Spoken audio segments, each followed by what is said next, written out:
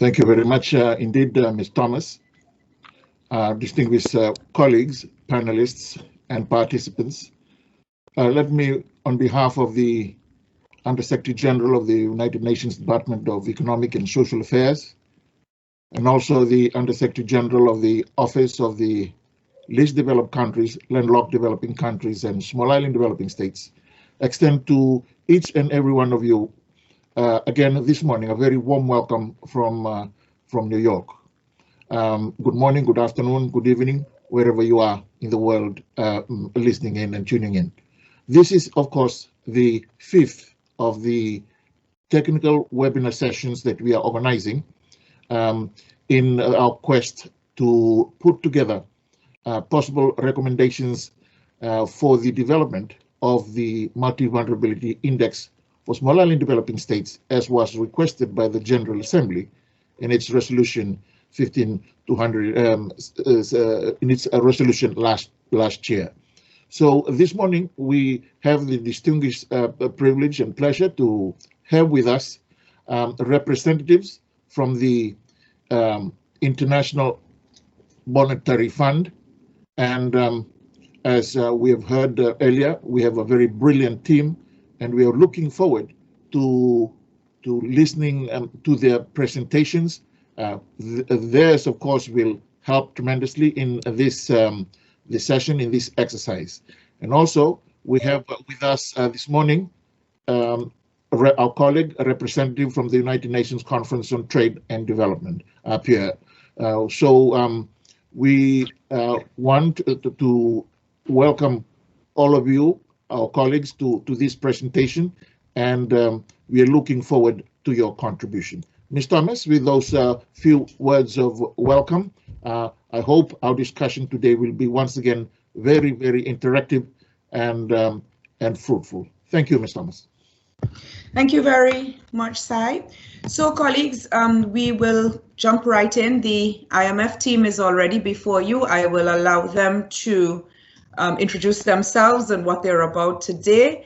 And with no further ado, Roland, please go right ahead and welcome IMF colleagues. Thank you. Thank you, Anyan, and thank you, UNDSA, for inviting us to this informative webinar series. Let me just quickly introduce the team here. So we are all from the Strategy and Policy Review Department at the IMF. Sad Kwayom, who is economist in the department. Modeste Sommet also is an economist in the department. Maria Gonzalez is advisor in the department, and myself, I'm Deputy Unit Chief in the Development Issues Unit. I would like to just make some quick introductory remarks before my colleagues Sad and Modeste takes the floor. It's well known in the universe of IFIs that small states are highly vulnerable, and these vulnerabilities, as we all know, stem from several factors, including high exposure to natural disaster and climate change risk, high cost of provision of public services, low diversification base, shallow financial system, limited access to external finance, and in some cases, high debt. The COVID-19 pandemic has exacerbated these pre-existing vulnerabilities, with real GDP growth for small states being estimated to have contracted by 7.4% in 2020, compared to 2.2%, a 2.2% decline on average for developing economies. And this is the latest World Economic Outlook released early this month. In terms of outlook, it's remained highly uncertain, considering the protracted resumptions of tourism activities, the risk of from new virus variants, and also and also the challenges associated with the rollout of vaccine. I would like to note that the fund engagement with small states has been laid out in several IMF board papers, analytical work, but also in our operations. Our engagement actually is articulated around three pillars.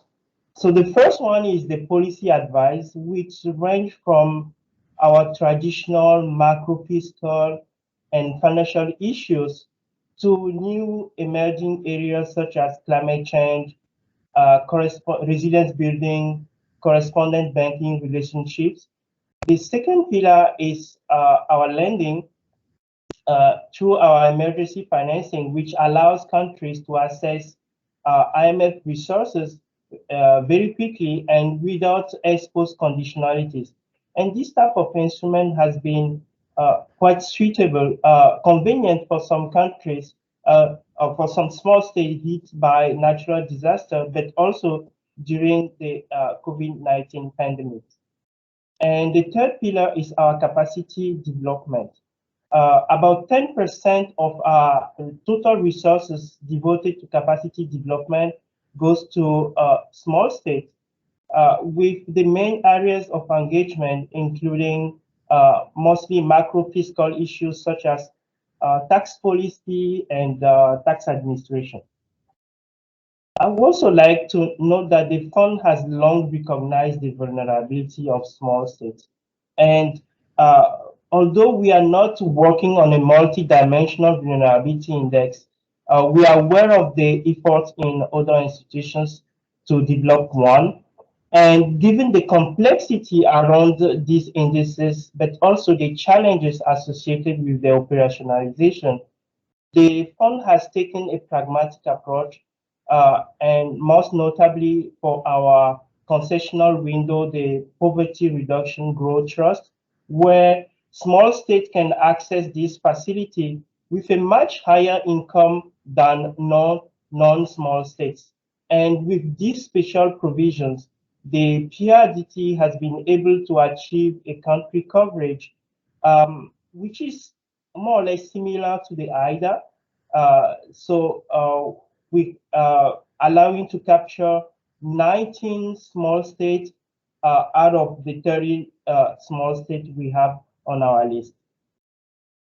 We are aware of the challenges faced by small states, and we continue to explore further options to support small states. And I would like to flag that our Independence Evaluation Office is currently conducting an assessment, and we hope that there will be some recommendation that will come out from this report, which will help the institution further tailor assess its support to small states. Today, my colleagues Sad and Modest will present two elements of our framework, which we believe can be useful in shedding light on the challenges, but also the relevant policies for small states. The first element will be the comprehensive and macro sustainable resilience building strategy that was laid out in our 2019 board paper. And the second element will be the low-income country debt sustainability framework tailored specifically to small states. So without further ado, I will give the floor to my colleague Sad to start his presentation. Thank you very much. Thank you, Roland. Let me share the presentation.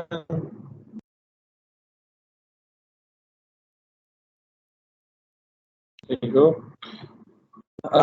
So thank you for having me here today. So I wanted to talk about the disaster resilience strategy, which is a key recommendation from our board paper from 2019 on building resilience in developing countries vulnerable to natural disaster. Let's look at some of the key challenges in small state. So first of all, many of these countries suffer from an underinvestment in resilience. This is in part due to limited domestic resources, but also in part due to donor support being focused more on post-disaster recovery compared to building ex-ante resilience. Second, many of these countries have very limited resources to deal with the aftermath of a large disaster. They have limited fiscal space. Oftentimes, insurance coverage is low, and as a result, they have to rely on donor support for post-disaster.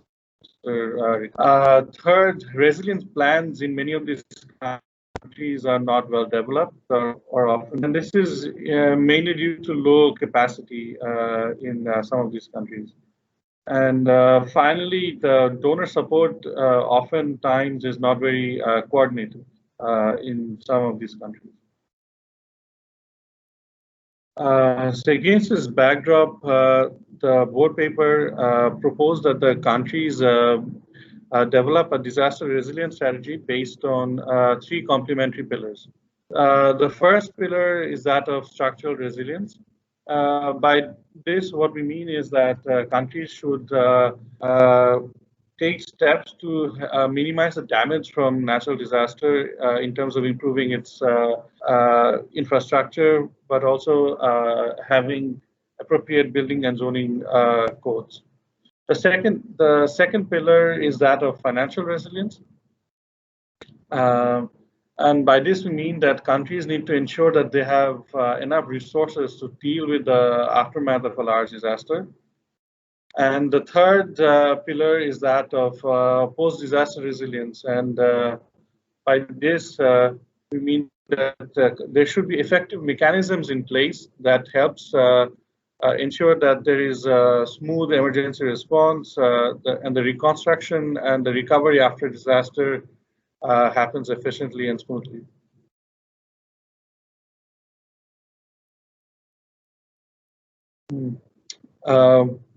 So let's look at structural resilience, and what we find is that there are significant returns to ex-ante investing in ex-ante structural resilience. However, the resilient infrastructure is typically about 10 to 30% more expensive. But over time, this investment pays off because whenever there is a large natural disaster, there is less recovery cost from rebuilding, and at the same time, there's lower output disruption. So if you take this into consideration, the benefits of investing in resilience far outweighs the cost. So the disaster resilience strategy needs to be built on a comprehensive forward-looking diagnostic. So there has to be a proper risk assessment in place, project identification, costing, and prioritization. Second, the investment scale up needs to be accompanied by strong public financial management, medium-term fiscal and budgeting framework, and like public asset and investment management, robust public asset and investment management. And finally, I already touched upon this. There's a very important role of regulations. It's important to have good building codes, zoning rules, and land use regulations, so that whenever there's a natural disaster, the damage is minimized.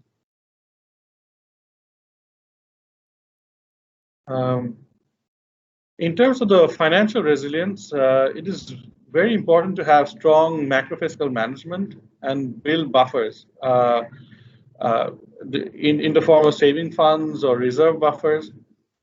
And there are many other insurance-like tools that countries can choose from, such as contingent loans, traditional insurance, cat bonds, state contingent debt instruments. Now, the appropriate tool needs to be calibrated to the kind of risk the country is facing.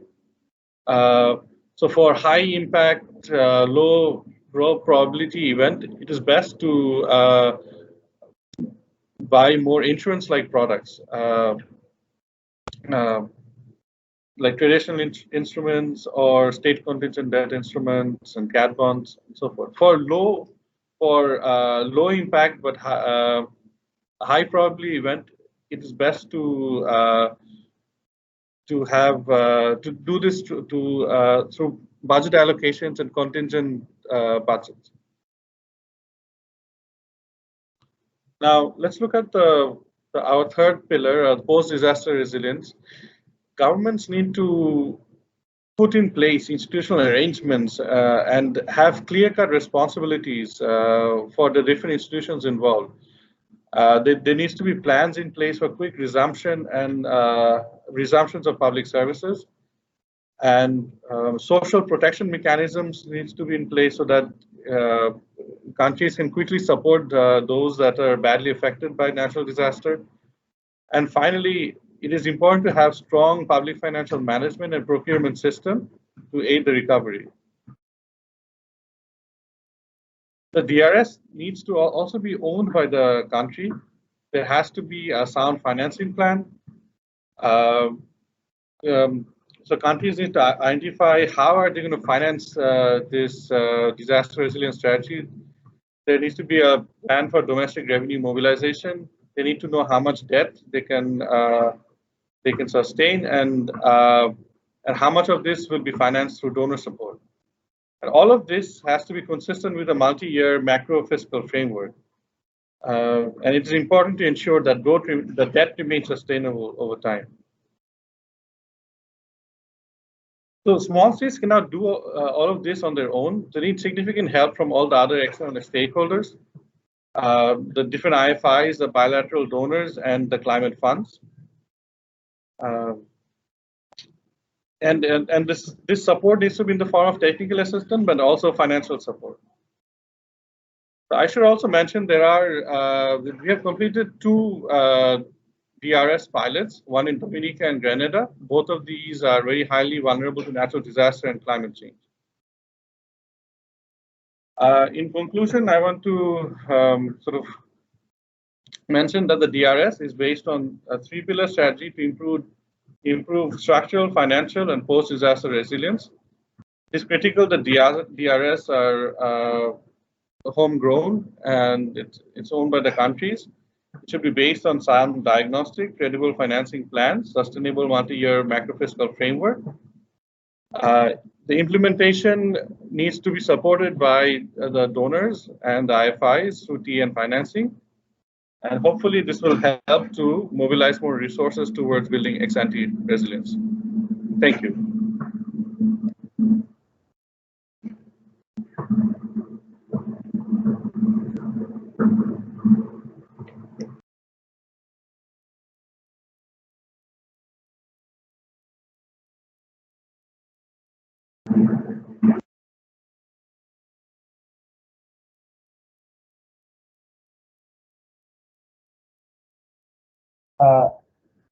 Now my colleague Modeste will start with his presentation.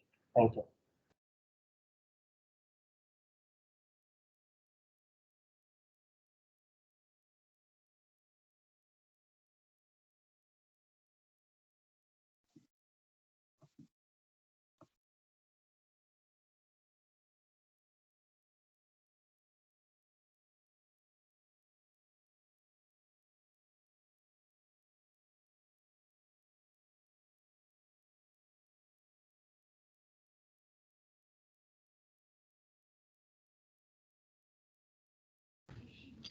Modeste, you're on mute. In case you're speaking, you need to unmute your microphone, please. Can you hear me now? Loud and clear. Go ahead, please. Okay. Thank you. Thank you, Roland. My presentation will focus on challenges for debt sustainability analysis in small states, with a focus on how at the fund we incorporate natural disaster risk in the DSA. Before I start, let me just remind you that the IMF list of small states include 34 countries, 34 countries based on the size of the population.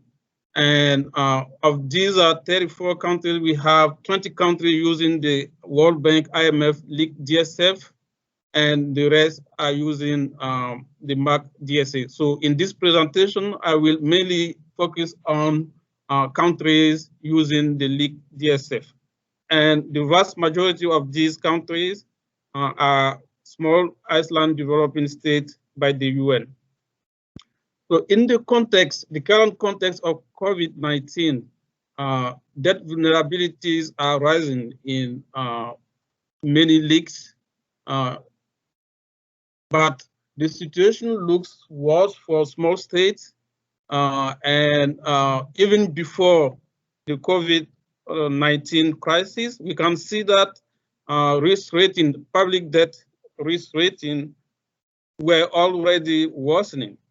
And if you look at this traffic light chart, since 2015, we have seen a deterioration in risk rating, and the share of countries at high risk of or in debt distress has significantly increased, with a higher share in small states.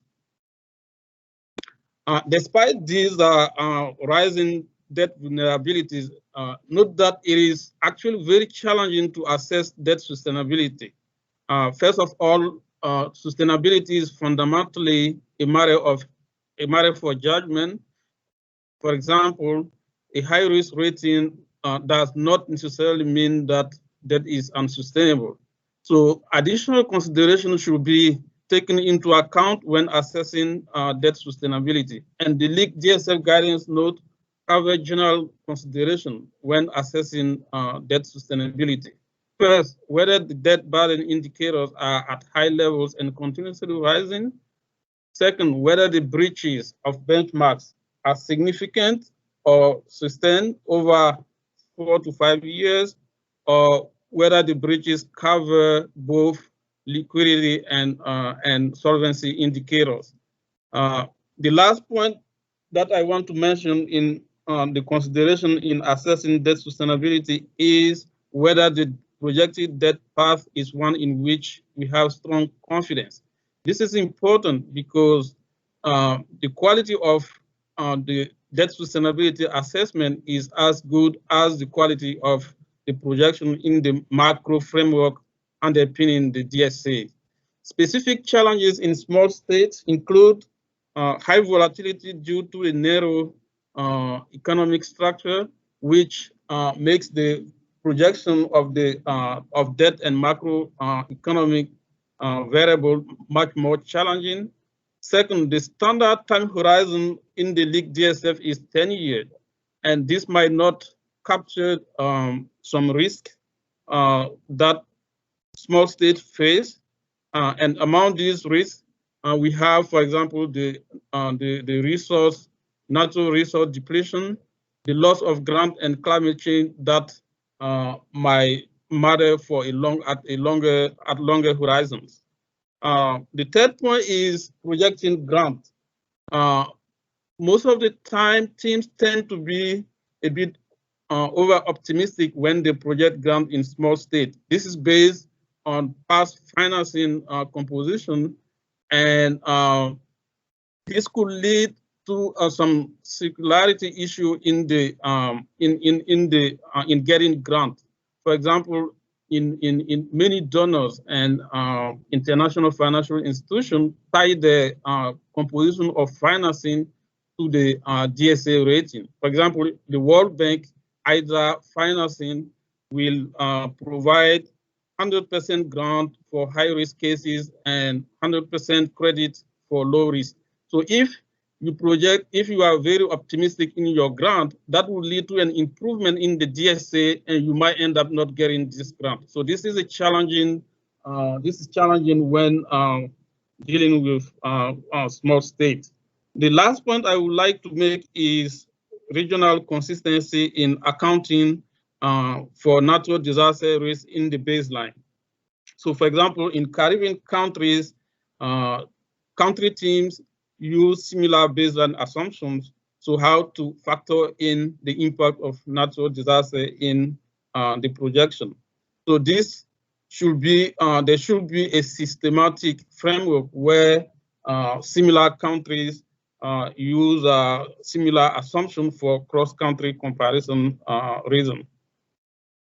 It is critical for small states to incorporate natural disaster or climate risk when assessing debt sustainability, because small states are far more vulnerable to natural disaster risks, which are much more frequent and cause considerably more damage than in other leagues.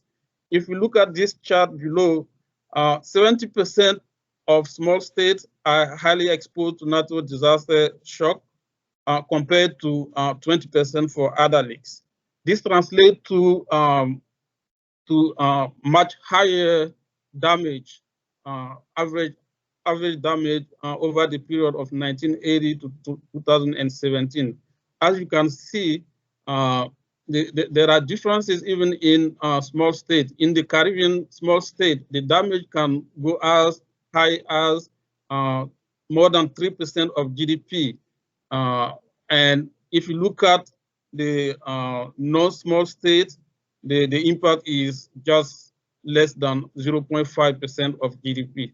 And this is reflected actually by the frequency of the natural disaster that which are much more frequent in Caribbean small state and Pacific than in other regions. So how do we account for natural disaster natural disaster risk in the DSA at the fund? So there are two ways that staff could account for natural disaster shocks. So first of all, the baseline projection should at least reflect the average impact of natural disaster.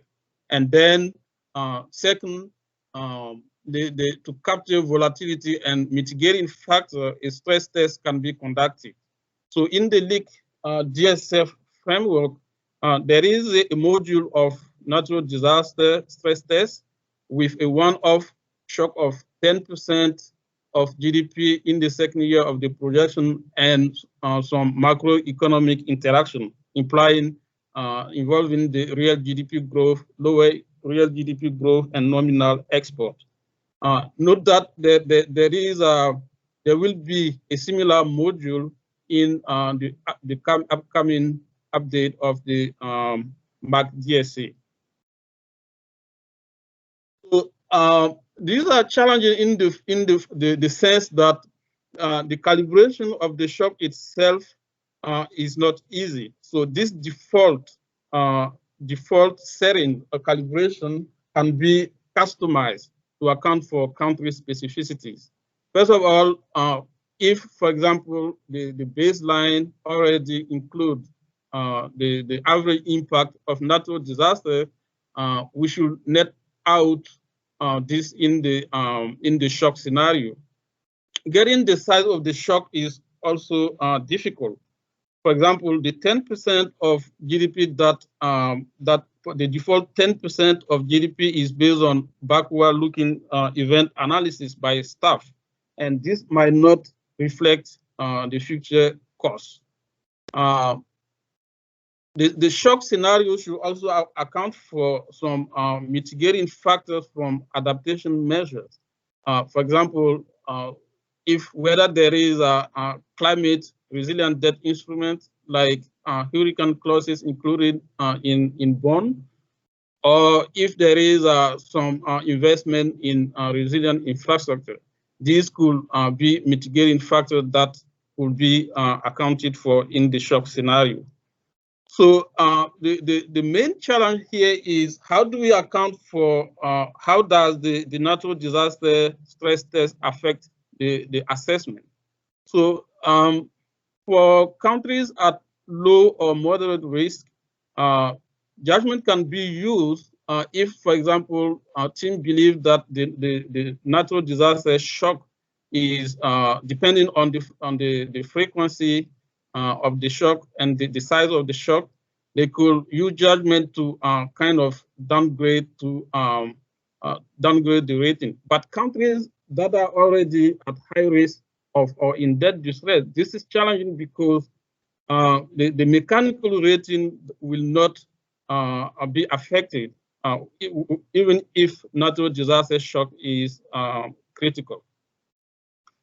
So in the implementation of the new leak DSF, we note that 7 of the 20 small states have used the natural disaster tailor stress test, and 3 of them customized the shock to be larger than the default, meaning that they believe that the default is not does not reflect the recent occurrence of the natural disaster shocks, and 5 countries customize the interaction between the macro variables. So even if we have this default setting, but we encourage team to customize to country specific if they believe that these numbers don't reflect recent development. One small state was downgraded to moderate risk of debt distress due to the breaches of the PV of debt to GDP ratio under the natural disaster stress test. As you can see here, all the indicators under the baseline scenario are below the respective thresholds, except the public PV of debt to GDP ratio under the natural disaster stress test, which is here the most extreme shock. So the team decided to downgrade the low risk of that is the mechanical low risk because of the natural disaster stress test. For cases of high risk of debt distress and in debt distress, as I already mentioned, it is quite challenging because, for example, to assess sustainability, should we factor in the impact of natural disaster or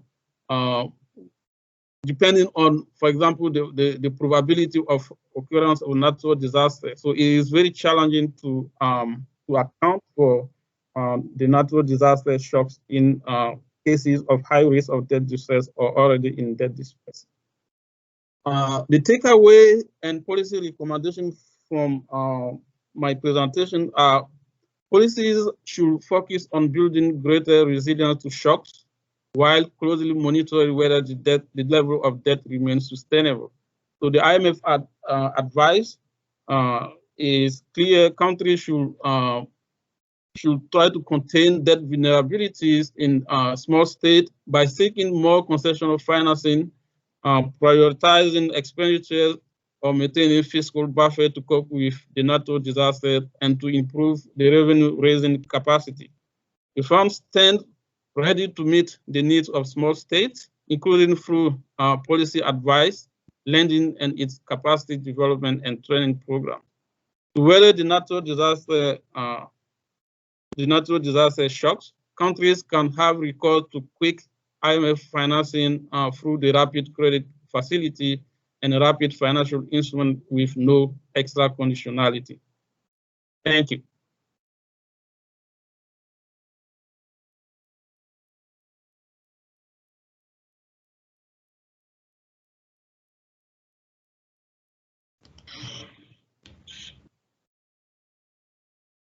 Back to you, Roland.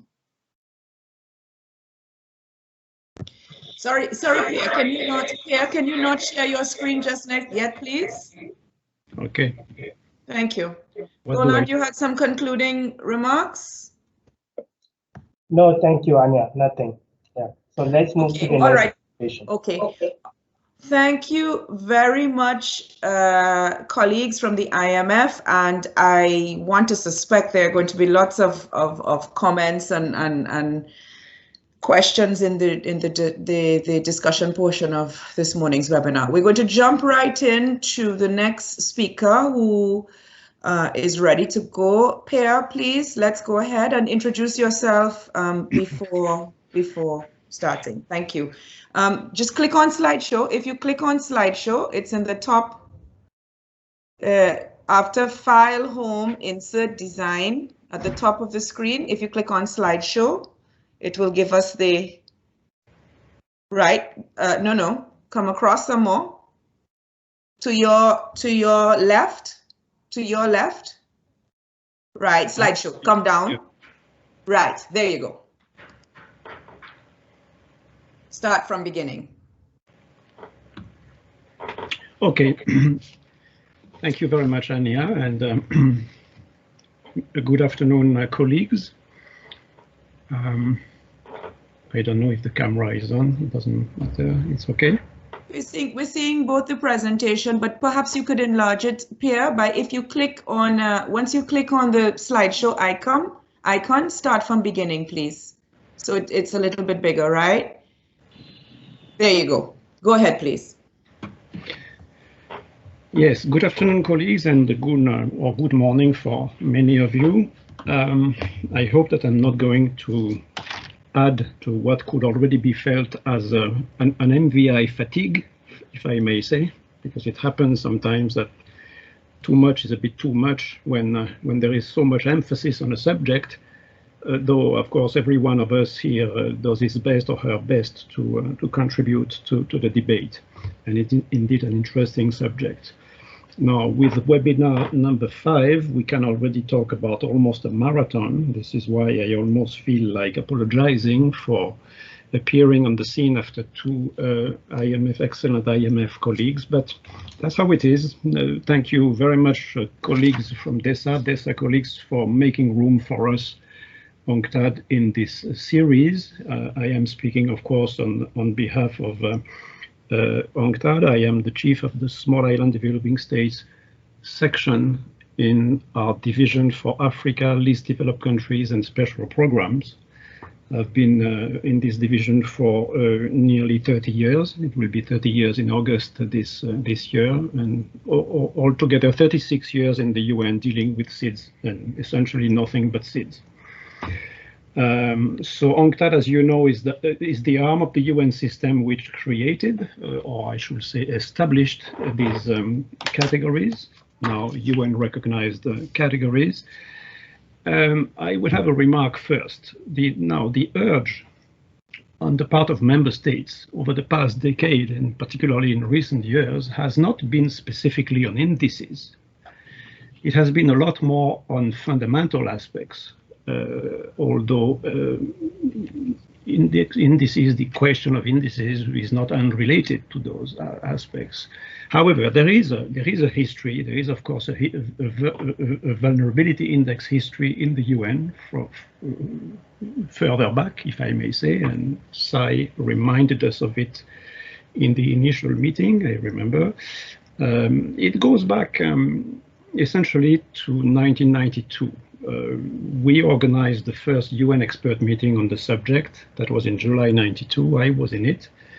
And the lead expert, you may know, whom we commissioned to have a first go at the subject, namely constructing or examining the feasibility of constructing a vulnerability index, was, of course, Lino Briguglio. Greetings to you, Lino, if you are on board today. I'm saying this because 2 days ago, in webinar number 4, Lino was very much there and taking the floor, etc. So Lino, of course, is a 29-year acquaintance for me. That was, I repeat, 1992. Then there was, of course, 2 years later, the Barbados conference. The question of indices re-emerged there, quite naturally. Then 3 years later, in '97, the UN decided, you may remember this, in a very specific context, namely the need to improve least developed country criteria, to adopt a vulnerability criterion for identifying LDCs and to have it based quite naturally on an index. The CDP worked on it, the Committee for Development Policy, of course, worked on it, developed it in 1999 and used it for the first time in 2000, in the 2000 review of the list of LDCs. This is how the EVI, the Economic Vulnerability Index of the UN, was born. And incidentally, I also want to pay tribute to another founding father of this saga, and that is, of course, Patrick Guillemot, who is probably sitting with us today at this virtual table. Him too, I saw 2 days ago on my screen. He appeared for not more than 4 seconds and then disappeared, and I don't know, I'm not sure if he took the floor later on, but anyway, it's just one thing for sure is that with Lino and Patrick, both of them present in this discussion, this circle of eminent persons, we have a lot of institutional memory to lean on and to learn from. So we simply cannot improvise or take liberties with facts, because we are, and particularly myself, speaking under their control, nothing less than the two fathers of probably all existing vulnerability indices. This clearly humbles us.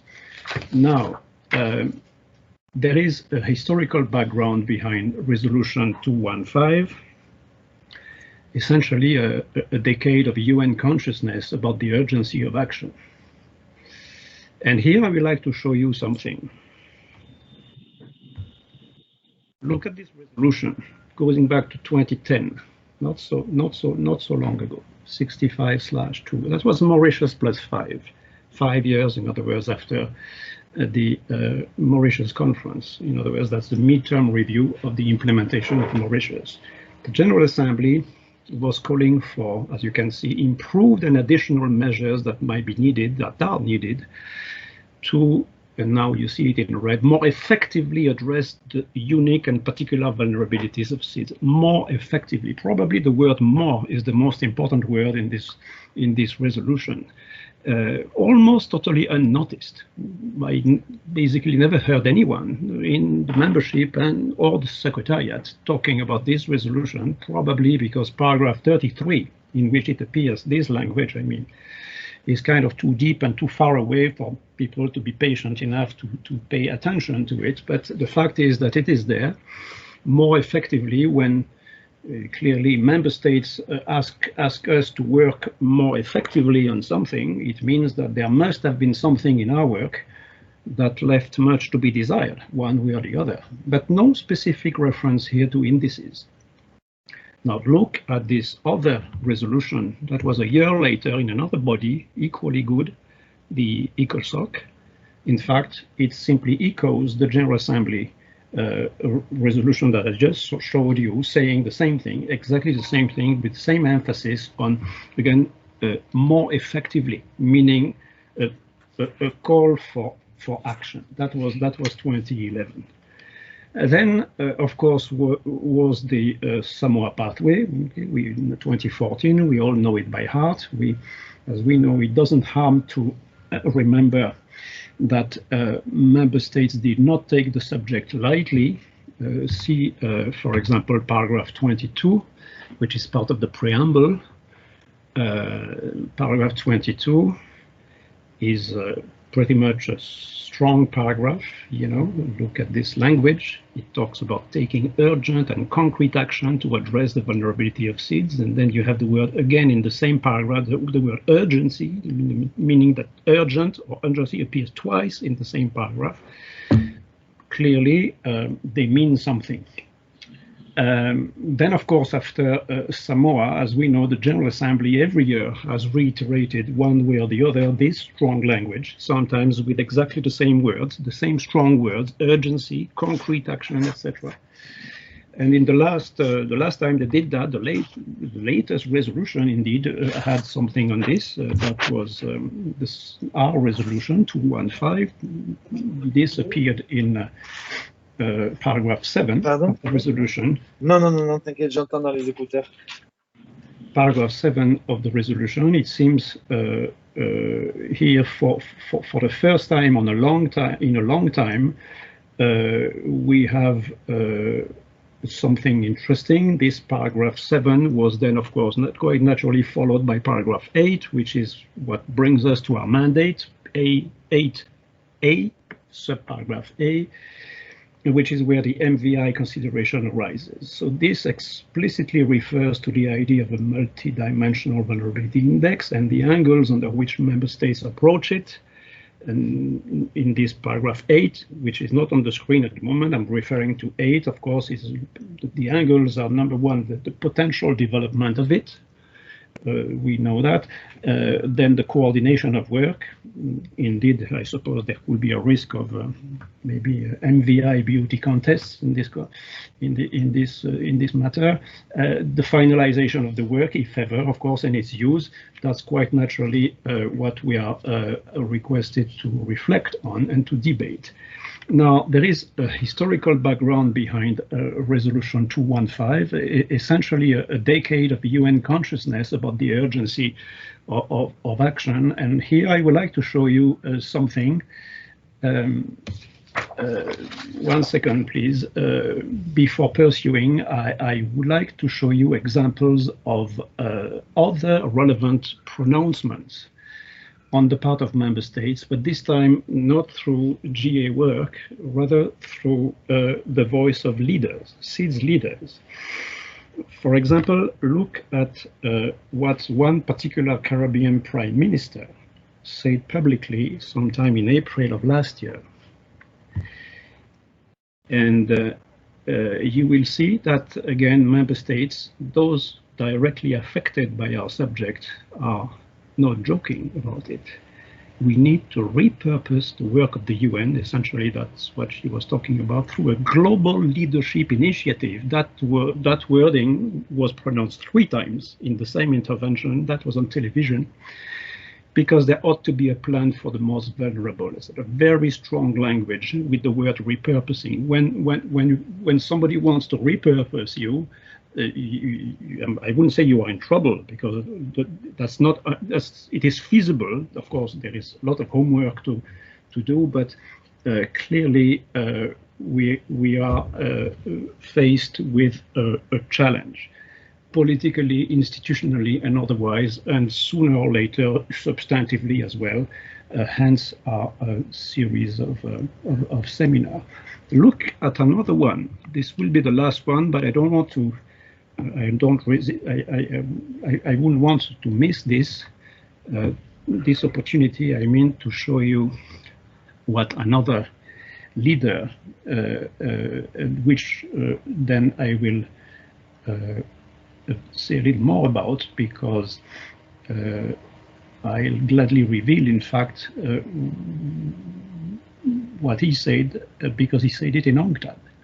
That was in September 2019, therefore before COVID, of course, but just after Hurricane Dorian in the Caribbean. Prime Minister Chastany, he was attending the UN Trade Forum in UNCTAD, in our premises, on that day of September 2019. This is what he said. He talked about the urgency for us is to be able to build resilience, but adaptation costs money, etc. And look at this in red. I call for a revisioning of the classification of SIDS on vulnerability grounds, and for a type of Marshall Plan for our countries. He very eloquently alluded to 2 things here in what you see in red, what I have highlighted in red. First, the importance of making sense of the SIDS denomination. His way of urging the UN to work out a genuine category instead of a loose denomination. That's really what we see behind this language. And secondly, he emphasized vulnerability as obviously the paramount criterion. He was probably one of the most vocal persons in this decade to do that, be it for a vulnerability criterion or for a vulnerability index, but he didn't talk about indices. Neither did the Prime Minister whom I cited earlier. So there is here, in the words of the Caribbean Prime Minister, clearly a SIDS leader, an explicit and unambiguous call for systemic progress. And this is very important as far as we are concerned. I think it doesn't harm for us to bear this in mind, because it is a signal of the systemic use of vulnerability as a criterion. Clearly a reminder of what we already knew, but we're never able to act upon, I suppose, namely the establishment, sooner or later, eventually, of a genuine category, just like the least developed countries category. So, colleagues, what we in UNCTAD think is the following. First, the paramount goal behind all this discourse over the past decade, including Resolution 215, is indeed to support the resilience building effort of SIDS. Paramount importance of this objective to support the resilience building efforts of SIDS. No question about it. The cost of resilience building is exorbitant, and forms of external support are highly necessary. So the current debt relief measures, of course, and the measures of debt servicing support, all of that are very welcome, but they must be complemented by resilience building action in the long run and support, appropriate support for it. Second thing, at country level, we have also always considered, and we continue to take the view, that the best thing we can offer to each individual country, to each interested individual country, SIDS, I mean, is what I will call a solid country-specific vulnerability profile, simply with a solid inventory of shocks, probably productive capacities gap analysis, and a serious look at the probable avenues for resilience building. That's really what countries are interested in. So all countries are different, and there is simply nothing like country-specific analysis of a serious nature. We have done it. We have done it by virtue of a mandate from the General Assembly. It was in 2004. We have done it for Cape Verde, for Maldives, for Samoa, for Tuvalu, for Kiribati, for the Solomon Islands, for Saint Thomé Principe, for Timor-Leste, and for Vanuatu. All of them least or formerly least developed SIDS. And some of them, of course, already graduated. One could, of course, do it just as well for other SIDS, a large majority of which, as you know, have never been LVCs. For this, having an EVI is not a prerequisite. Having it is better than not having it, but there is no absolute need for it. But as I said earlier, particularly in citing Chastanet, there is a systemic dimension. The plea of SIDS for SIDS status must be well documented and showing statistically that SIDS are more vulnerable than other countries. That is critically important.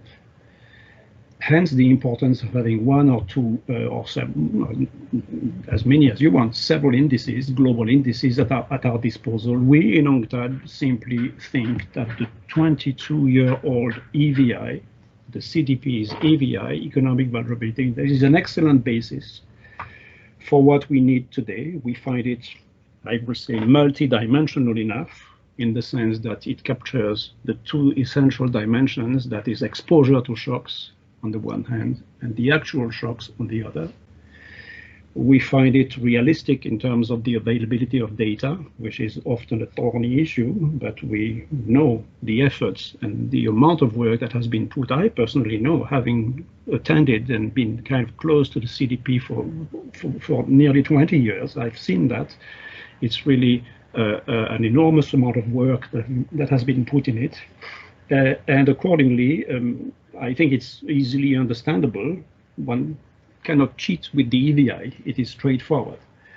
So I'm showing you here a little reminder of what the EVI consists of in terms of its components. And by the way, this is what I call the EVI 2018. That is the latest version of the historical EVI before the reform that was brought to it in 2020 in anticipation of the 2021 review of the list. The new EVI, the current one, the 2021 EVI is an excellent index, largely similar to its predecessors, but it is a bit less SIDS friendly.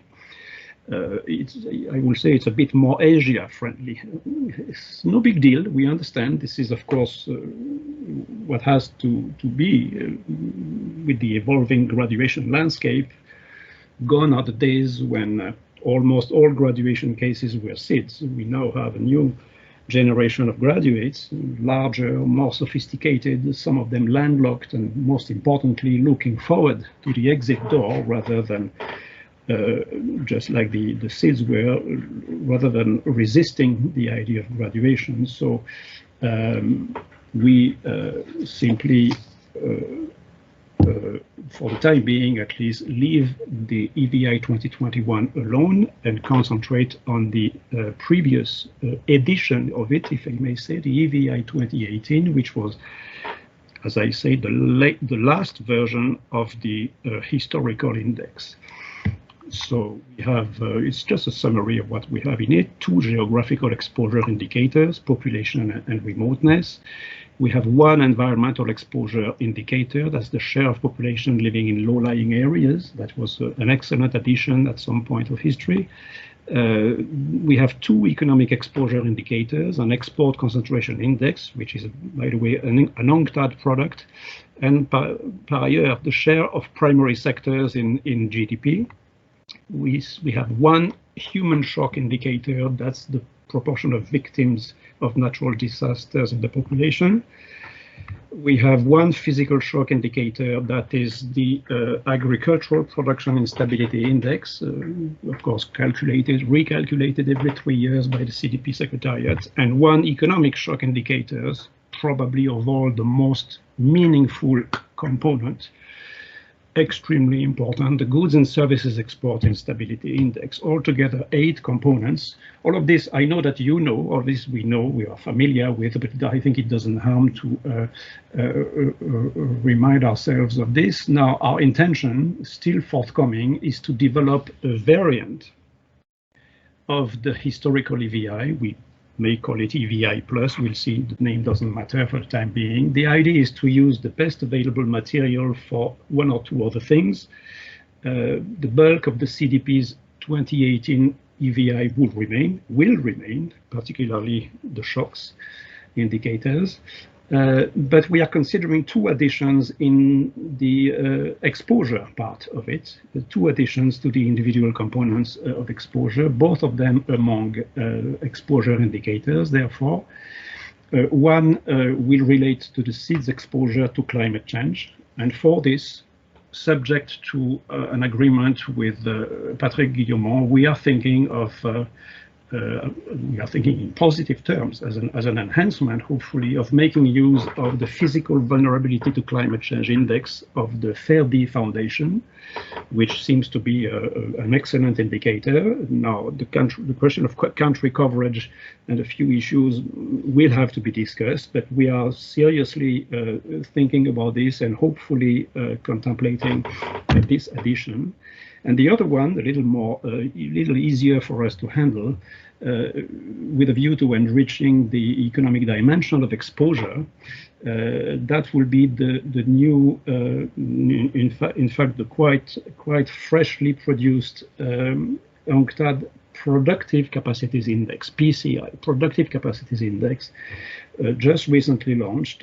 We think that it would be a fair way of reflecting productive capacities as a factor of resilience building, and accordingly having it as a component of the exposure dimension of the EVI, in our opinion, will be a plus, will be something desirable. So I'm showing you now, based on the normal EVI.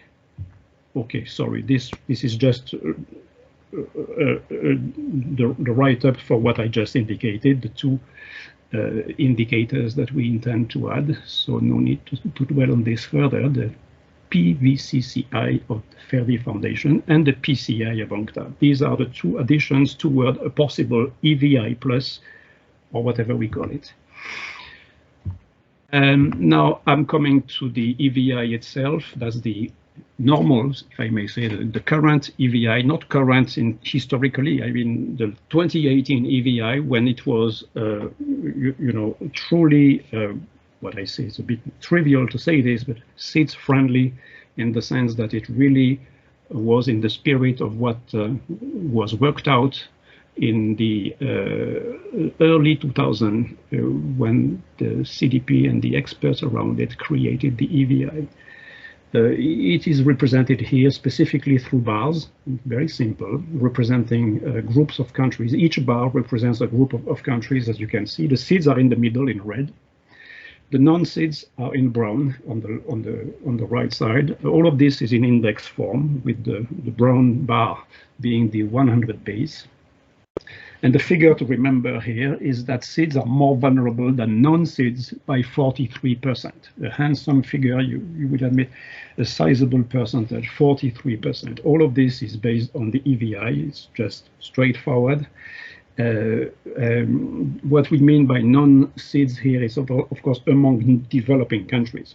We have to compare, we must compare what is comparable. So among developing countries, the rest is, en passant, is okay, you know, interesting. The blue bar is for least developed countries. You can see that SIDS as a whole are more vulnerable than LDCs, according to the EVI. And on the left side, the green, dark green and yellow bars are for two subgroups of SIDS, if I may say, those that are least developed and the others, which are a majority of the SIDS. So this is essentially what matters most to us, you know, being able to show using a reliable indicator. No need to multiply. We don't believe in proliferation of categories or proliferation of indices, all of that. When there is good material available, we believe in making the best possible use of it. That is probably making best possible use of our own time and being able to focus on other things at the same time, etc. It's a question of opportunity cost sometimes. What I'm showing you now is the same thing 12 years earlier. Of course, there will be also the same thing in between, in 2015, in 2012. It's every 3 years. It's a triennial review. The review of the list of LDCs, as you know, is a triennial exercise, and accordingly, the CDP Secretariat recalculates the EVI, just like the other indices, every 3 years. So in 2006, it was essentially the same feature. SIDS at that time were more vulnerable than non-SIDS, and that was by 30%. So 30% 12 years ago, 43% more recently. Again, as you know, as far as we are concerned, is meaningful. So what I would like to highlight here is that there are essentially two main uses of the EVI, or ultimately, in due course, the variant that I was talking about, which we are working on, to continue to provide statistical evidence of the exceptional vulnerability of SIDS. And that's number one, for immediate purposes, to help them in their plea for concession refinancing, the question of course, concessions which hopefully financial institutions and development partners will be willing to extend to them. Having this kind of statistical evidence should help, from our viewpoint, would be useful. And for systemic purposes, to support the plea of SIDS for SIDS status and SIDS treatment. Ultimately, we think that this is really important. And the other desirable use of the EVI is to enrich the definition of SIDS, and that's by providing a fifth criterion beside the four built-in criteria for defining SIDS, SIDS. You all know the meaning of those four letters. So there will be no need to add a letter to the acronym. It would be odd, but having a vulnerability dimension in defining SIDS is something that is not only feasible, but desirable. From our viewpoint, highly desirable. So now I am simply coming to my conclusion, because that's in the form essentially of our message. I will say a six-tiered or five or six-tiered message.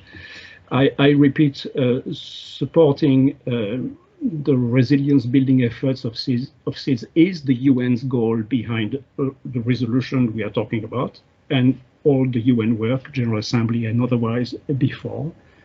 Supporting the resilience building efforts of SIDS is paramount. And that's a political and moral and physical and substantive and intellectual duty for the entire UN system. Secondly, country-specific vulnerability profiles, no matter what, constitute, in any case, the most realistic approach to directly supporting individual SIDS in their efforts. Because all the things, you know, that can be brought through this kind of work, analytical work, can be put at the disposal of the countries. We have done that, as I said, with about 10 or 12 countries, and they have made good use of it, including for their own plea, if only to delay the decision by CDP to graduate them, or to have a more efficient dialogue with their partners, development partners and all of that. So That has proved to be useful work and will continue to do that. But of course, others in the UN system could continue. These country-specific profiles are extremely useful. Systemic progress towards SIDS status and SIDS treatment. Remember Prime Minister Chastane's statement in UNCTAD. That is awaited by many SIDS. Even though it's a little bit of a taboo subject in the UN, we know that many countries hope for that and look forward to that. It just happens that that Prime Minister of St. Lucia was courageous, you know, and really well inspired to say it in no uncertain terms, unambiguously in a particular UN context, in the UN arena, namely UNCTAD, 2 years ago.